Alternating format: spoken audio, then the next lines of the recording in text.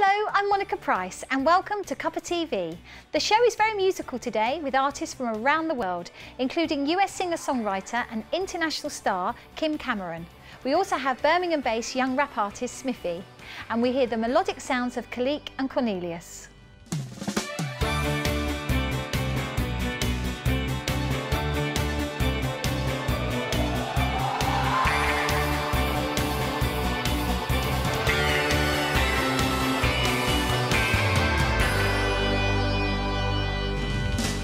My first guest today is a young man who started his career here in the West Midlands and has used his own personal experiences to write motivational rap music. iTunes Top 40 artist, we welcome Smiiffy. Smiiffy, welcome to Cuppa TV. Thank you, thank you. Wonderful to have you here, Smiiffy. So, if you tell us about how did your career start? I started 6 years ago. I started just writing music just for my own benefit, really. I was never very popular at school, so I used it as kind of a method to fit in, but it really didn't work. It ruined me even more, if I'm honest. But then 6 years later, I'm where I am now. I've started taking music more seriously the last 2-3 years, and I'm just pushing out. I'm just down to help people now musically. I just want to inspire people, save lives, and just do a better job. Do something different than every other musician, really. And why rap, Smiiffy? Why did you choose rap?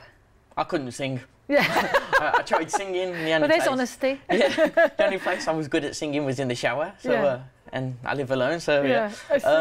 Yeah, I don't know. I just felt like poetry. I was good at it at school. I used to get good grades with poetry, and never anything else. So yeah, I just focused on poetry to music, and then it just turned into rap for me, really. And I'm enjoying it. I'm loving it. And when did you start writing? 6-7 years ago, started writing, and then 6 years ago, I had my own little Argos mic.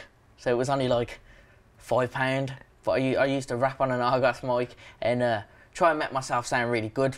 Never worked until I started going studio about 3 years ago now, and that's when it all started picking up for me, really. And what about, because you write about your personal experiences, I do, yeah. don't you? So we're based here in the West Midlands. Yep. You're well known here, and you know you're beginning to really get a really good following of fans. I am, yeah. All across the UK and beyond, in fact. Is that important to you? Has that surprised you at all? It surprised me so much, you wouldn't believe. I was expecting maybe 100 views on a video in a video's lifetime, but now it's hitting 14,000–15,000 views in 3–4 days. And you know, knowing I'm inspiring people to become fans or followers, that's what I live for. That's what it's all about, really. And knowing my experiences can help more people, it's incredible. It's mad what music can do. So tell us about your experiences. Tell us a little bit about you, Smiiffy. Now, I'm currently working with more mental health charities because I've struggled with my own mental health. I've got really bad depression, quite bad anxiety until I'm performing, and everything just goes away. I suffer with memory problems too. So I do really struggle, but I love what I do, and to inspire so many people across the world, it's mad. So I use my own personal experiences, such as February was probably the hardest time in my life, where on the 8th of February, I'll never forget that day, about 3 a.m, 2 a.m. in the morning, I tried to jump off a local bridge, and you know, I really wanted to end my life, and some random stranger put his hand on my shoulder and he talked me out of it, and the guy saved my life. I did an appeal to find out who he was, but it hit 30,000 people and he clearly didn't want to come forward, but I'm still going to try, because I'd love to do something in return, even if it's something as simple as a beer, a meal, you know, just show some appreciation. Just a thank you. Yeah, because through saving my life, I'm doing a lot more for other people now, and I appreciate life a lot more. So when was that, Smiiffy? When was that? February the 8th of this year. This year. So this year. So I mean, you've really struck. You openly talk about your mental health issues, and you know, we've had many guests on the show talking about it and talked about the raising, you know, the increase in the young people, particularly young people. So your music inspires and lifts them. Really, is that what you'd like it to do? Yeah, that's what the goal is. That's what the dream is. And recently, I've started my own like little project. I'm doing it on my own with support from local people that donate stamps and envelopes. I write letters to people that struggle with mental health or people that I feel could do with a little boost.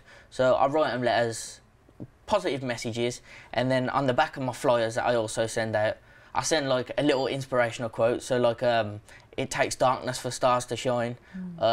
Don't aim for the stars because everyone wants to be there, aim further. And, you know, it gives me inspiration as well. And knowing I help people and I get messages back. So, like, I don't get mail back because I don't share my address a lot. No. But I get a lot of emails. Even I've started writing to this year 7 little boy. He's struggling. He's got no friends, really bad anxiety, and he don't feel like he fits in. So I started writing to him, and he sent me his own rap the other day, and I love what I do.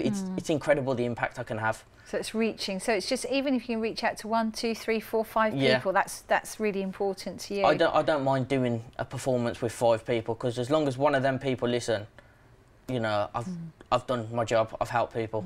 And where do you go to perform, Smiiffy? All over the UK. So I'm going to Aberystwyth on the 3rd. I do Birmingham gigs, Manchester, Liverpool. I'm just trying to push out there, reach more people now. And would you like to go into schools, you know, and sort of talk at schools or colleges maybe? I've done a few charity events, such as Macmillan at schools, where I've done rap for primary school kids about lollipop ladies and stuff. And it's mad, like, I get the kids come up to me like, oh, you're my hero. I get pictures with the kids, and it's a dream. It's like when I perform now, never did I ever expect anybody to rap my lyrics back to me, and it happens now. And I'm trying to get into more schools, but through mental health kind of side, because Mum's always said to me, what do you want to be when you're older? And obviously my number 1 is a rapper. But if I don't succeed as a rapper, I still want to go into schools and rap for kids and, you know, inspire maybe secondary school kids, because what I talk about is really deep. So it's going to take a lot of, you know, hard work to try and focus on certain aspects in kids' lives, really. And when you're writing, you know, your rap songs, how do you start? Is it just a sort of a walk? That's a hard one. Is it? How do you begin? You know, I genuinely don't know. It just comes to me. It's like I pick a certain backing track, and whatever comes into my head, then it's what I write about, and then I focus on that subject.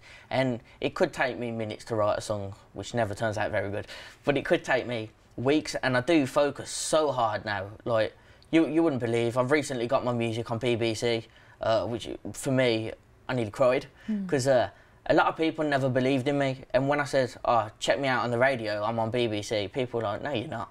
And they checked it out and they're like, oh my God, you're actually there. And, you know, it's just putting people into frame now and working. And why do you think you are there, Smiiffy? Why do you think that people are looking at your work and recognising you? It's just what I talk about. I'm a real musician. I'm not going to talk about guns and knives. I'm not into all that. I can't even put a hole in my Capri Sun. So, yeah, I don't know. I just talk about the real kind of stuff musically and just try and help people.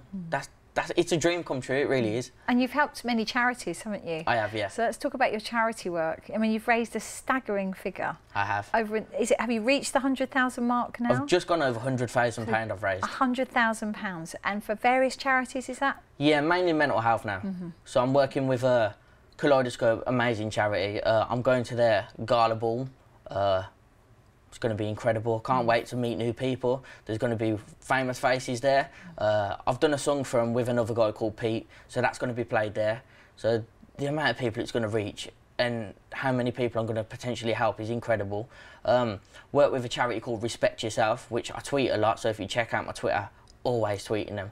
The woman, she practically saved my life. She's absolutely incredible. Tell us about that. She sends me a text every morning. It's from the charity itself, Respect Yourself. And what does that charity do? Tell us about that. It's just like motivation. So it's that kind of stuff, and the support a lot with mental health. So I wake up to a text at 8:30 in the morning, very early. And it's like good words that can support you. Yeah, positivity throughout the day. And, you know, it's nice to wake up to feel somebody cares. Because it's not every day you do that. But they're incredible. I'm going to Norwich to meet them in October to speak out for them and support them. They're incredible. Who else? And you've worked with Teenage Cancer Trust, haven't you? I've worked with Teenage Cancer Trust. I've raised some money for them through performing. So what I generally do is everything I earn from my music, so like gigs, if it's a charity event, I'm not going to take money off a charity event. I couldn't do that. Through selling my music, all my money's gone. I don't necessarily need it. I've got the finer things in life. I've got what I need. I've got friends, family, my music. Whereas some people are terminal, you know, haven't got much, so it's only right that I raise money for them and try and support them, really. And you've got support, you know, support around you, all the, you know, with friends. I know you've come with some friends today who supported you. My best friends. Yeah, and is that really important to you, Smiiffy? It is, like, only the past, since I've known my friends, like my main friends, they come to every single gig I perform at. They cheer me on, they take pictures, they take videos, they hand out my flyers, they do everything for me, so, you know, I've got the best group of friends. Excellent. I'm going to be really happy here. Now, are you going to do a little bit of rap for us today? I am indeed, yeah. Excellent. OK, well, we'll look forward to that. What are you going to do? What are you going to perform? I'm going to do a new song of mine called Go Back. So it's like, if I could turn back time, what I'd do differently, what would my nan think of me now if she could see me now? So that kind of thing, really. OK, excellent. OK, let's look forward to that. Hold on just a second.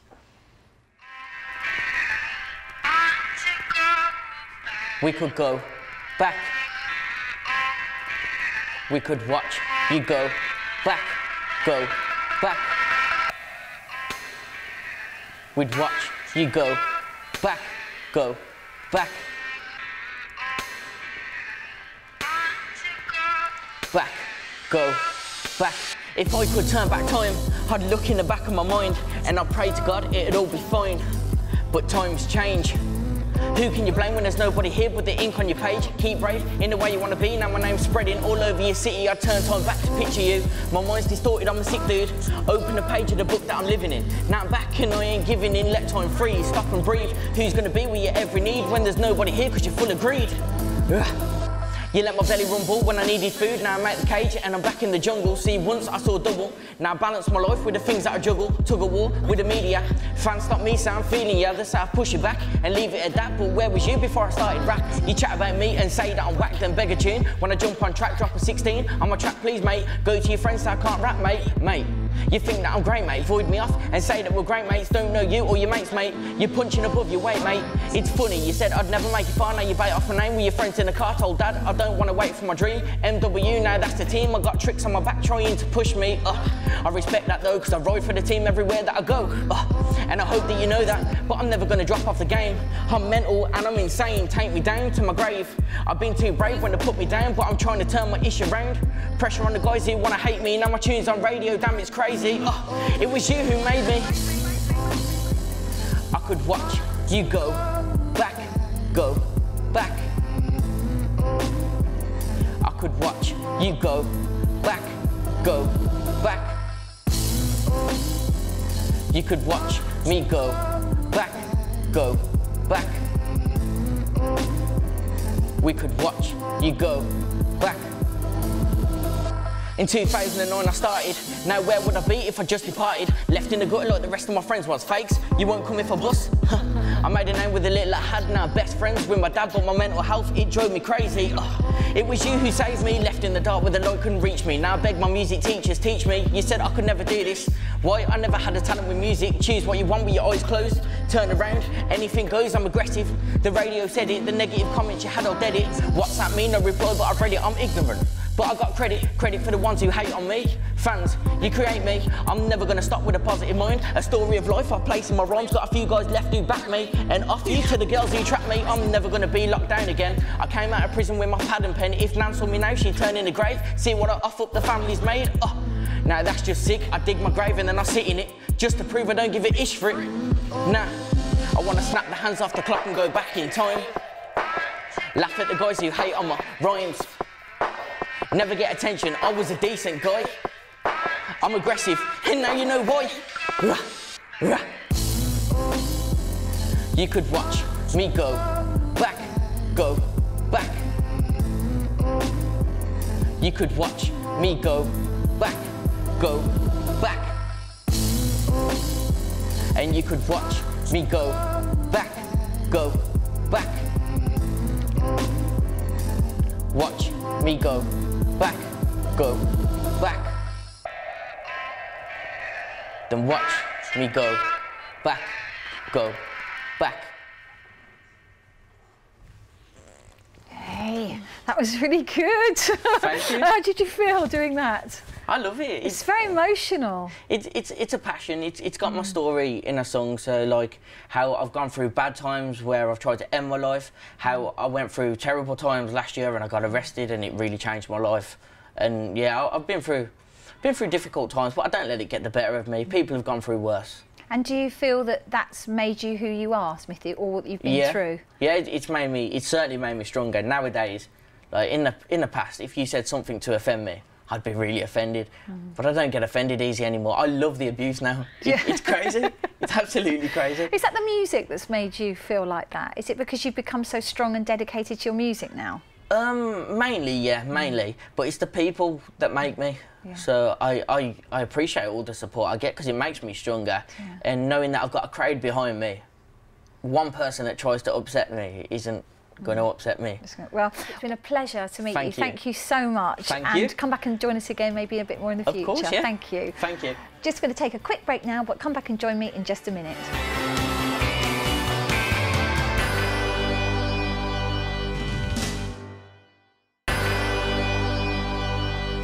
Welcome back to Cuppa TV. Joining me now is singer-songwriter and guitarist Khaliq. Also joining him is his bass guitarist Cornelius, and they're going to talk to us about their musical journey. Welcome, guys. Thank you. Khaliq, you've already been on the show before, Khaliq, so it's very lovely to have you back. It's brilliant to be back. And Cornelius, welcome to Cuppa TV. Hi. Hello. Fantastic to see you. And we've been talking just a bit before we went on air about the bands that you were in before you actually sort of got together with Khaliq, and one of them was it Musical Youth? Yeah, I played just over a decade. Now sing what song for those viewers who might remember it. Can you sing it? No, I'm quite up to it.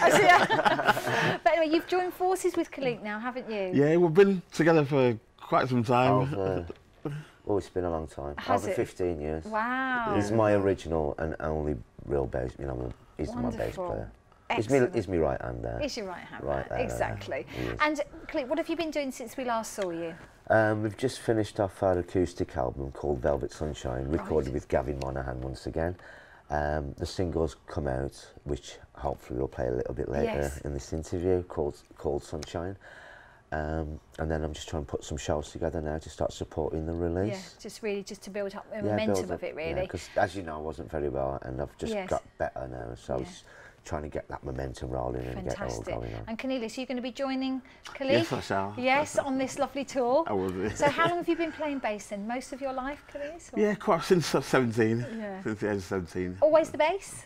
Always the bass, yeah. Though I am trying to learn the technology side of things and teach myself a bit of piano as well to help me along. So what other bands have you been with apart from Khaliq?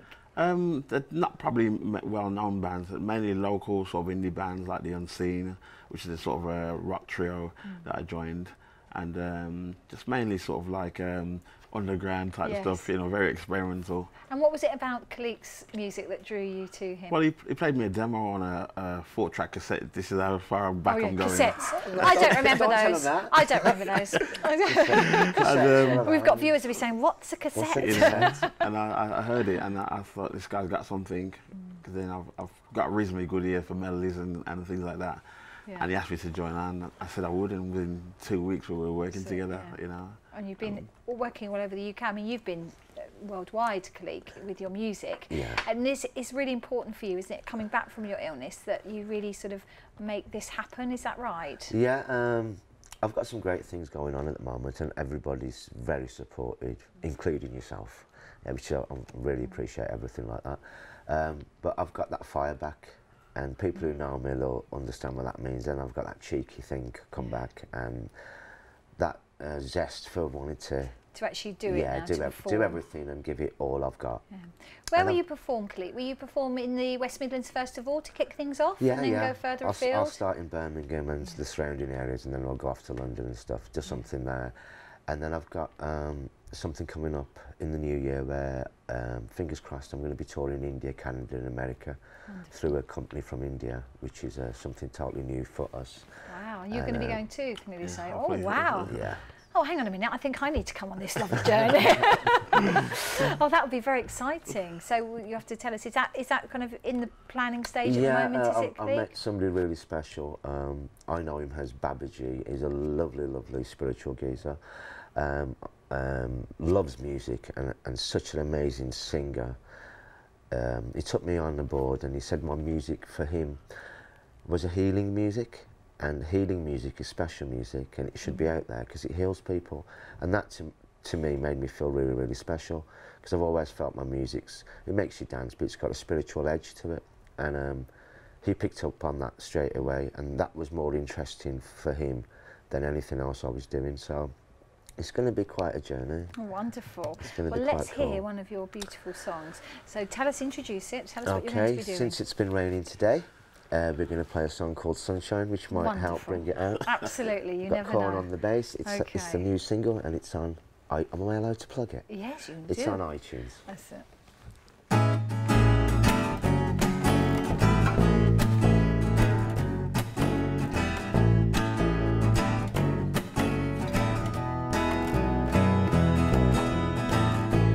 Don't care what you say at a time of the day. I know the sun rays will come back again. Sitting here with my face in this little bright place. I know the sun rays will come back again. Then we'll be okay. At that point in the day, we know the sun rays will come back again.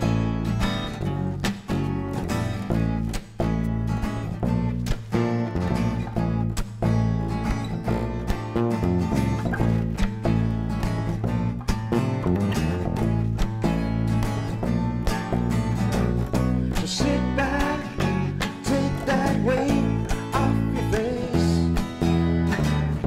Smile and breathe and dance round your place. 'Cause everything will be fine if you smile like the sunshine. Look what's coming, my brother, it's your life.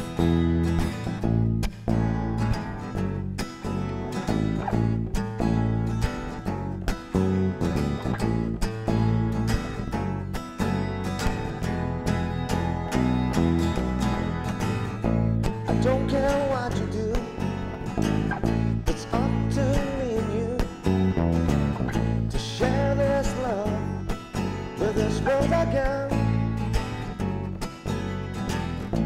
Ain't no use in pretense, be yourself till the end, and you'll see the sun rays come back again.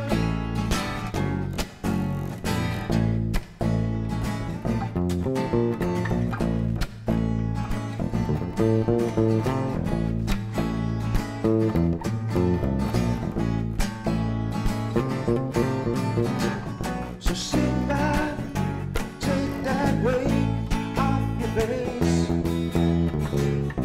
Smile and breathe and dance round your place. Everything will be fine if you smile like the sunshine. Look what's coming, my sister, it's your life. And again, man. So sit down, take that weight off your face. Smile and breathe and dance round your place. Everything will be fine if we smile like the sunshine. Look what's coming, my sister, it's your life. Now, brother, don't you run, and sister, don't you hide. Let your fears hide and crumble and burn in the sky. Then let it all out, then let me back in. Oh, brother, let it blossom, then let it begin. Then let it all out, then let us back in. Oh, brother, let it blossom, then let it begin.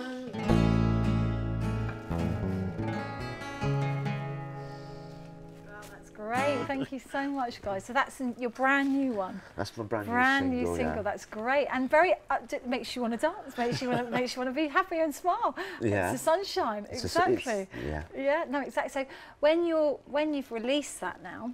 Yeah. It's released. It's been released. It's been released. Yeah, what's the reception been like so far, Khaliq? It's slowly getting momentum, and people have started listening to the song and downloading the song, and I've got some great responses. And it's one of them, as soon as people have started hearing it, they're looking forward to the album. And, you know, so it's pushing that single now on programmes like this, you know, like this one, and on the radio shows like the one I did on Sports Radio last week with Gabby Cabby. It's picking up nice, and it's that sentiment, you know, what that song, what it did to you. Yeah. It does that to everyone. It does it to us. It does it to us. Just a little smile. Doesn't even feel like it's my song. So guys, what's the next song you're going to do for us? The next one, I did a support slot for a couple of friends of mine, Simon Fowler and Oscar Harrison from Ocean Colour Scene. Great band. And it was an acoustic support. And before I went on, I was speaking to Simon and I said, I've always had this saying, you know, that really great saying, the pen is mightier than the sword. And I've always loved that saying, and you know, what do you think? And he went, well, don't you write a song? I mean, I've got some ideas. And I went into the dressing room, and I had a pen, and I picked the pen up, and something happened, and the song just happened in the dressing room within about 10 minutes. Great. And Simon and Oscar wasn't in there. And when I came out, I thought, shall I? And I shouldn't have, but I played it to their full audience, and I'd only just wrote it. Brilliant. But it went down an absolute storm. Well, let's hear it now, just so to take us out of the break. This is The Pen is Mightier Than the Sword off our new Velvet Sunshine album, and here's the pen. Excellent.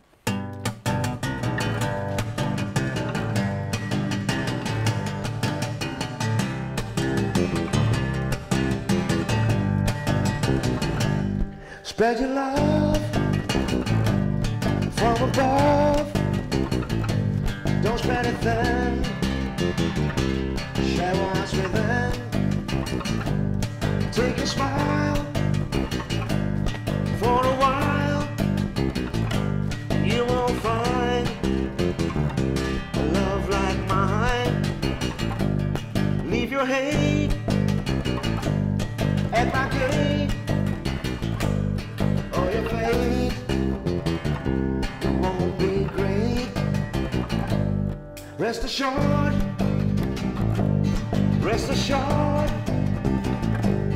that my pen is mightier than the sword. Rest assured,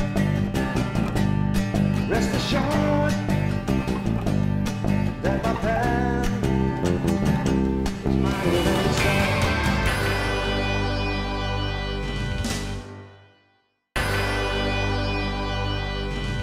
Welcome back to Cuppa TV. My final guest today is US singer-songwriter sensation Kim Cameron, whose newest single, Falling Stars, has just been released here in the UK. Kim, welcome to Cuppa TV. Thank you so much. Wonderful to have you here on the show, and welcome to the UK. Yeah, exactly. So you've just arrived, haven't you? Last week you jet-setted in. I did. And how are you feeling? I feel great. Fantastic. And what have you been doing so far whilst you've been here? We've been doing a pretty intense radio TV tour across the UK, so it's been a lot of roadside.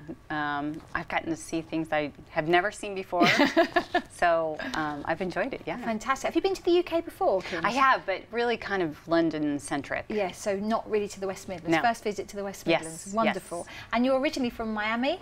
I'm living in Miami Beach, Fantastic. right on the beach. Oh, could you not bring us some of that lovely sunshine? That's what we need today. Saturday was very good. Yeah. So, and now you've arrived in the UK, Kim, is it all you expected it to be? Are you happy with what you're doing? You know, I love the people. First, I can understand them, so that's a really good thing. And second, you know, I'm originally from Scotland. Oh, fantastic. You know, so I feel like I'm with my kin. Wonderful. So, was you born in Scotland? No, I wasn't. No, but you were there. You've lived there. In the US, we're all mutts. So So, Kim, tell us a little bit about how your career started. Where did it all begin for you? You know, I've always been in music. I started playing clarinet when I was in 2nd grade, and did the whole marching band, and went into theater, musical theater, and was in a cover band, a very awful cover band for many, many, many years. It was while I was working full-time in corporate. After about 20 years of that, I really missed having something to feel like I was getting up for. Yes. And I missed pursuing my passion. So a couple of life events happened, and one day I just cold turkey left my job and started, yes. Just finished it. I just quit, and Brave.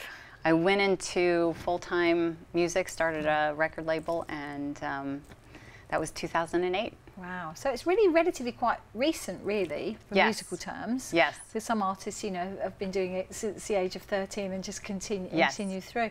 And have you seen, you know, obviously, I mean, you've done an amazing, we'll talk about it, you've done some amazing things since you've started your career. But has it been all that you've wanted it to be, Kim, so far? You know, I'm living the dream that I wanted. So in that respect, that is true. But, you know, I had to learn how this industry works. When you're in a cover band, you're sort of sheltered from everything. Yes. So that doesn't really count. You don't know how to tour. You don't know how to, you know, put out original music. You don't know how to talk to the right people. It's a very, very different world. So the first 3 years, I spent a lot of money just learning. It was almost like going back to college, because you just don't know. You don't know what you don't know. People forget that how tough the music industry can be. Yes. And it is hard work, isn't it? Yes, it's a lot of hard work. But, you know, now I feel vindicated. I have a song catalog of like 200. They've all been licensed. So it works, but it didn't happen that way to start with, for sure. And when you started in 2008, so you kind of left your job. Yes. Did your family and things think, are you crazy? Yes. Has the girl gone crazy today? Absolutely. What happened? You know, it's a tough one, because when people see you a certain way and then you abandon that entire persona, it's very hard for them to accept that. So I had a very difficult time getting people to decide that my decision was best for me. So most people don't like change, and they certainly don't want their friends or their families to change, because you've been in that particular situation for quite a long time. Right, that's your box, and you're trying to get out of your box, and we want you back in your box. So it was a very challenging, you know, not only me trying to learn how to do all of this on my own, and start a new business, but also looking for like a support network, and I really didn't have one. So it gave me a lot of strength. I mean, that you wouldn't normally think you have, but you know, once you get through it, then you're a completely different person. I mean, I couldn't have ever imagined in 2008 that I would sing in front of 70,000 people. That just would not have. So that was in your first year? No, that was a couple of years ago for the NFL. Oh, right. And so the first time was in 20-degree weather, which was horrible to have to sing with while you're doing this in the field. But the second time was for the New York Giants, and it was about 75. So I was very happy about that. Good. 75 was good. That was better. But I mean, it's wonderful in America, because at the NFL they do have many singers, don't they? Do they invite? How do you get invited? Is it? It's quite an honor, actually, because the NFL in particular has very few home games, and so they probably only have 6. So they're only, every year, they're only selecting 6 singers per football, you know, team. And so to be selected, and I was selected twice, is quite an honor. And they just presumably just look at your work and see what you're doing. Yeah, is that how it they're works? very particular, and it doesn't necessarily make any difference if you have hit records or don't hit records. They're looking for, do they make sense for our brand? Yes. Do they make sense for us? Are they professional? You know, can they sing national anthem without messing up the words? Yes, that's right, yes. So it's all of those things. Yeah. So it is. I mean, I truly thought it was the best experience ever. But it's terrifying, and it's. I can imagine. And in front of how many people? 70,000. 70,000. That's a lot. Yes. and the crowd. I've been to an LFL game, and the crowd goes very silent. You have to. Completely pin drop silent. Yes. And they're just waiting for you to sing. So no pressure. Yes. So how were you feeling? Were you feeling very nervous at that time? Well, they don't tell you all the things that happen. So some of it is a surprise. Like I didn't know they were going to stick a TV camera right in front of me while I was doing it. So that's a little bit strange. And then on the side, you show up on this big Arbitron, so you get to see yourself at the side. Probably the worst is not the 70,000 people. The worst is that you have this huge slapback, about a good second slapback. So it messes with your head because you start singing and then you hear what you just sang and you think, well, that's not right. I did sing that. So you have to ignore everything that you hear, and just focus. Which goes against you as a singer who wants to hear what you're doing to make sure you're pitch perfect. So it's a very different. It's just because of the way the stadiums are designed. It doesn't happen like in the rest of the stadiums. It's really just football stadiums. That's wonderful. I mean, before that, going back to the beginning when you started in 2008. So what did you do? You left your company. Yes. Then what did you do? Started writing songs. Just writing. Yes, I started. I put out I found. It took me a while to find the right producers, but I wanted to find producers that had done hits before because, you know, what's the point of hiring a producer if they're learning? I was already learning. I didn't need to have them learn. Some strong professional people around you.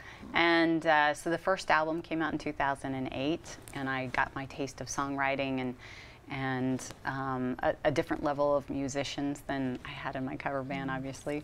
And you know, formed a band, and we went out on tour with the first album and went across half of the United States, which was and this is very with difficult. Side Effects, isn't Side it? Effects, yes. So Side Effects are a high energy band, dance band, really, aren't they? Dance band, yes. And one of them features in your video, doesn't it? Which we're going to be seeing later on. So have you also been with the same guys really from the beginning then? For the most part. I mean, it's hard for that many years to keep everyone, but just because people move or transfer or whatever they do, and so but yeah, I mean, I'm very close friends with all the musicians I've used because we all have a common goal, and that is to play great music. And that's how you kind of find the right fit to work with people, whether it's producers or other musicians, is people who really want to play great music will play great music together. So when you went into your first studio and recorded your first album, when you came out of that, how did that make you feel, Kim? Must have been a huge sense of pride. Accomplishment. Yeah, an accomplishment to have done that. It is. And when I first put this label together, I thought, well, success for me would be if I can produce, you know, have 5 albums underneath my label, and now I'm on number 8. So I've exceeded one of those goals. Yes. Well, or I talk too much. It could be one of the 2 things.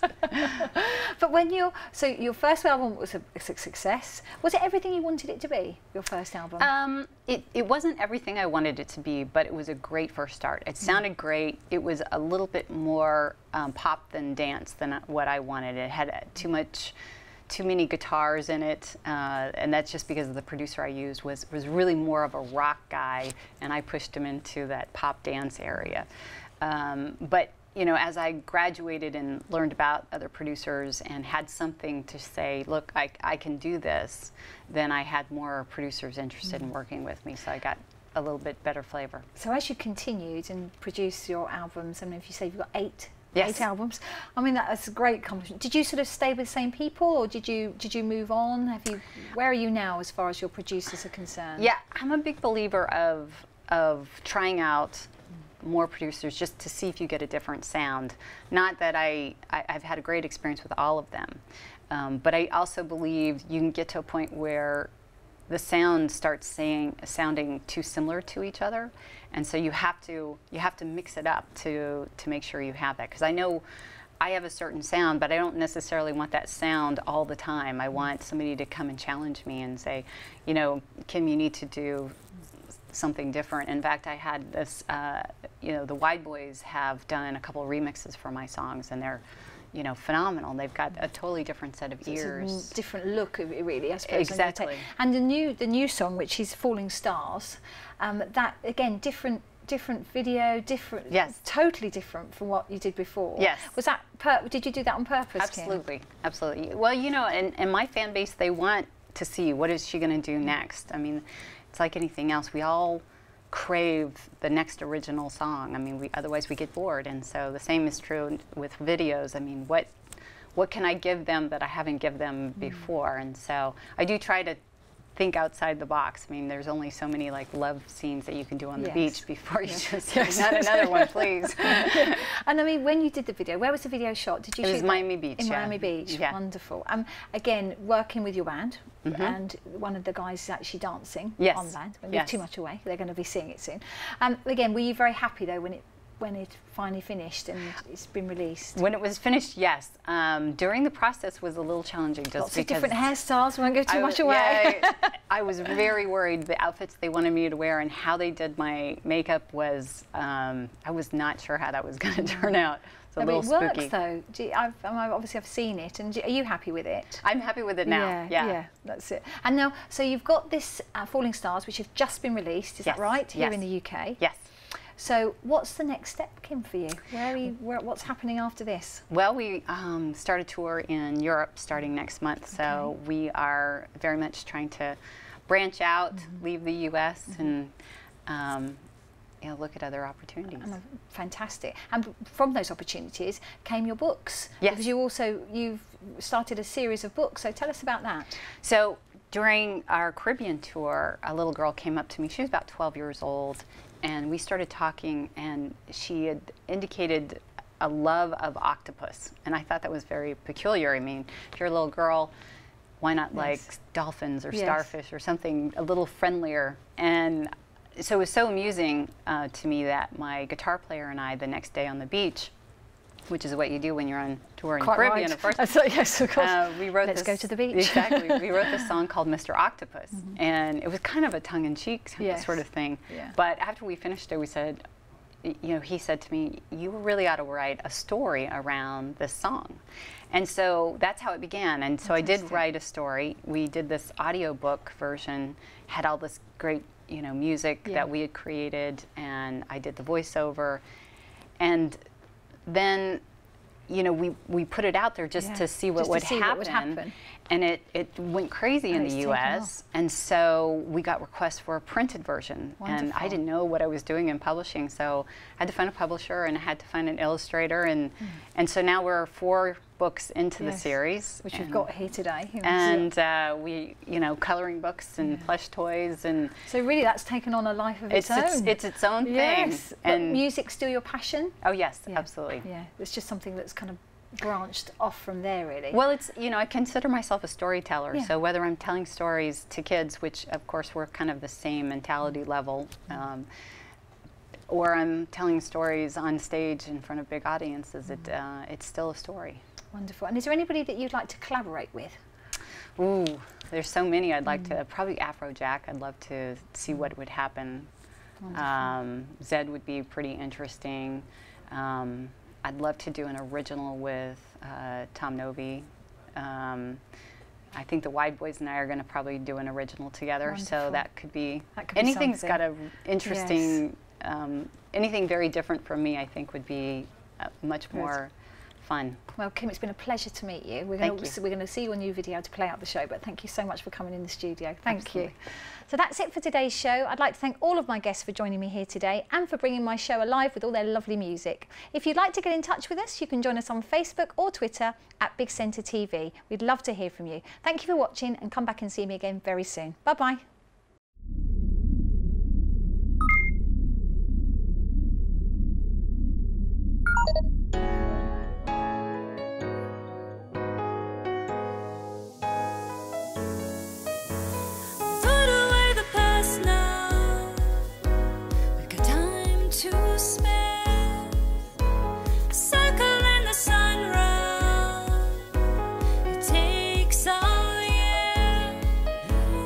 Look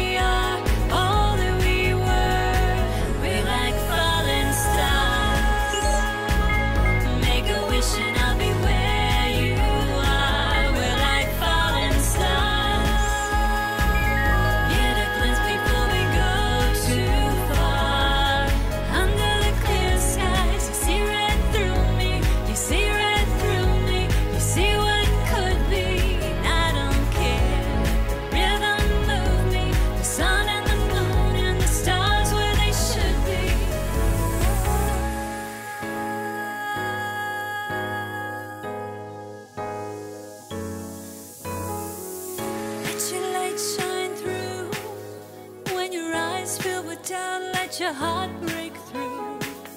No one else like you. We're just two souls looking from a bird's eye view. Higher up I go, the more I wanna know where we go from here. Where we go from here. In the morning we rise, the sun comes by, the stars they disappear. So much more to explore. All that we are, all that we were. We're like falling stars. Make a wish and